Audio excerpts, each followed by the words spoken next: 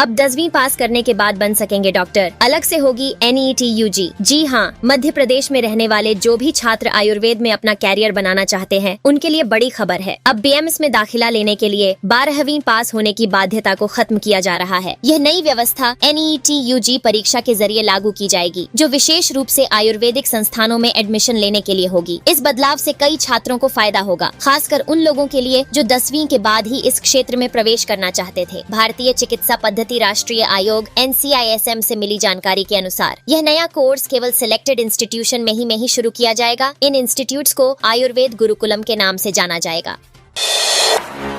MP में कई लोगों को नौकरी से निकाला, आउटसोर्स कर्मचारियों पर सख्ती। जी हाँ, मध्य प्रदेश में जहां एक और सरकारी अमले को दिवाली से पहले वेतन देकर महंगाई भत्ते में बढ़ोतरी की भी सौगात दी गई, वहीं आउटसोर्स और अस्थायी कर्मचारियों को कर्ज लेकर त्योहार मनाना पड़ा। इसके अलावा चपरासियों, चौकीदारों, सफाई कर्मियों, पंप ऑपरेटरों तक को भी दिवाली पर वेतन दिलाने में सरकार असफल रही। इतना ही नहीं, वेतन मांगने वालों पर सख्ती दिखाते हुए कई लोगों को तो नौकरी से ही निकाल दिया गया है। ओनल डिपार्टमेंट आउटसोर्स अस्थायी कर्मचारी मोर्चा ने राज्य सरकार और कंपनियों के इस रुख का जमकर विरोध किया है। वहीं मुख्यमंत्री मोहन यादव ने दिवाली के महापर्व के मद्देनजर कर्मचारियों और अधिकारियों के साथ ही अनियमित कर्मचारियों को भी वेतन तय तिथि के 4 दिन पहले ही देने को कहा था, पर ऐसा हुआ नहीं।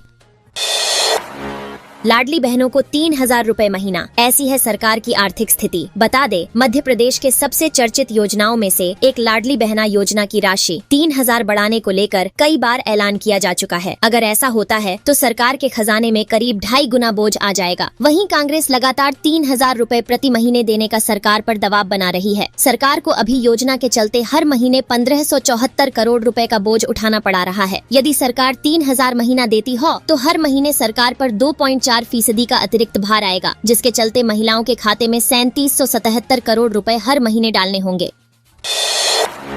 पंडित धीरेन्द्र शास्त्री के बयान के समर्थन में आया संस्कृति बचाओ मंच। कुंभ में मुसलमानों को दुकानें देने का बड़ा विरोध। बता दे, अपने बयानों को लेकर अक्सर चर्चा में बने रहने वाले बागेश्वर धाम के पीठाधीश्वर पंडित धीरेन्द्र कृष्ण शास्त्री द्वारा दिया गया एक और बयान इन दिनों प्रदेश में चर्चाओं का बाजार गरमाने लगा है। दरअसल पंडित धीरेन्द्र शास्त्री ने हाल ही में कहा था कि महाकुंभ में मुसलमानों को दुकानें नहीं देनी चाहिए। उनके इस बयान के बाद प्रदेश में एक बार फिर चर्चाओं का दौर शुरू हो गया है। अब पंडित शास्त्री के इसी बयान के समर्थन में संस्कृति बचाओ मंच भी उतर आया है। पंडित धीरेन्द्र शास्त्री के बयान का समर्थन करते हुए संस्कृति बचाओ मंच के अध्यक्ष चंद्रशेखर तिवारी का भी एक बयान सामने आया है। तिवारी ने बागेश्वर धाम के धीरेन्द्र शास्त्री के कुंभ में मुसलमानों की दुकान को लेकर दिए गए बयान का समर्थन किया है।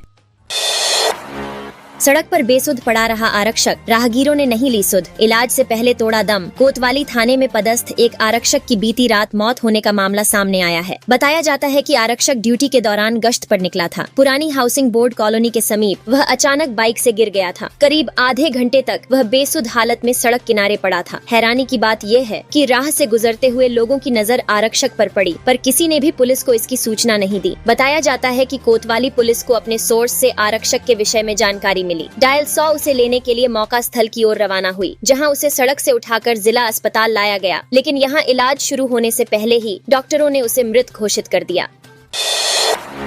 बैंक हॉलिडे आ गई छुट्टियों की लिस्ट। लगातार 4 दिन बंद रहेंगे बैंक। बता दे, अक्टूबर का महीना खत्म हो चुका है, नवंबर महीने की शुरुआत भी हो चुकी है। अक्टूबर की तरह नवंबर में भी त्योहारों की भरमार रहने वाली है। त्योहारों के चलते स्कूल, बैंक, सरकारी संस्थानों में अवकाश रहेगा। अगर आपको भी बैंकों से संबंधित कोई काम है तो जल्द निपटा लें, क्योंकि नवंबर के अधिकांश दिन बैंकों में छुट्टी रहने वाली है। इन छुट्टियों के कारण चेकबुक, पासबुक अपडेट कराना, पैसे जमा कराना, कई काम प्रभावित हो गए। आइए जानते हैं नवंबर में कितने दिन बैंकों में अवकाश रहेगा। बता दे, 9 नवंबर को शनिवार, 10 को रविवार की छुट्टी रहेगी। वहीं 15 को गुरु नानक जयंती और कार्तिका पूर्णिमा है, और 17 तारीख को रविवार, 23 को फिर चौथा शनिवार है। फिर 24 नवंबर को रविवार की छुट्टी रहेगी।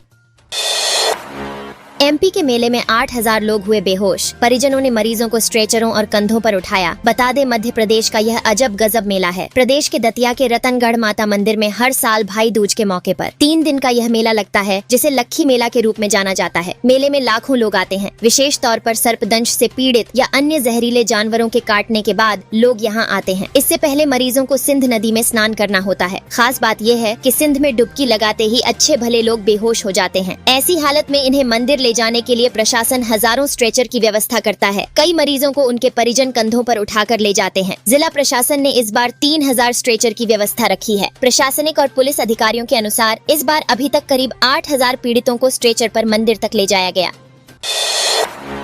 कमलनाथ का स्वास्थ्य खराब, अचानक रद्द किए गए उपचुनाव के प्रचार कार्यक्रम। बता दे, मध्य प्रदेश के पूर्व मुख्यमंत्री और कांग्रेस के सीनियर नेता कमलनाथ के बुधनी और विजयपुर उपचुनाव के प्रचार दौरे रद्द हो गए हैं। बताया गया कि स्वास्थ्य कारणों के चलते कमलनाथ के चुनावी कैंपेन से जुड़े दौरे कैंसिल करने पड़े हैं। आपको बता दें कि कमलनाथ 4 दिवसीय दौरे पर प्रदेश की दोनों विधानसभा सीटों पर चुनाव प्रचार करने वाले थे। आज सुबह अचानक उनके ये सभी कार्यक्रम निरस्त किए गए हैं। आपको बता दें कि कमलनाथ सूबे के बुधनी और विजयपुर विधानसभा के अलग अलग क्षेत्रों में जनसभा और रैलियां करने वाले थे। वे 5 और 6 नवंबर 2024 को दोनों विधानसभा क्षेत्रों में जनसभाओं को संबोधित करने वाले थे, लेकिन सोमवार को अचानक स्वास्थ्य बिगड़ने के चलते उनके ये दोनों दौरों से जुड़े कार्यक्रम रद्द किए गए हैं।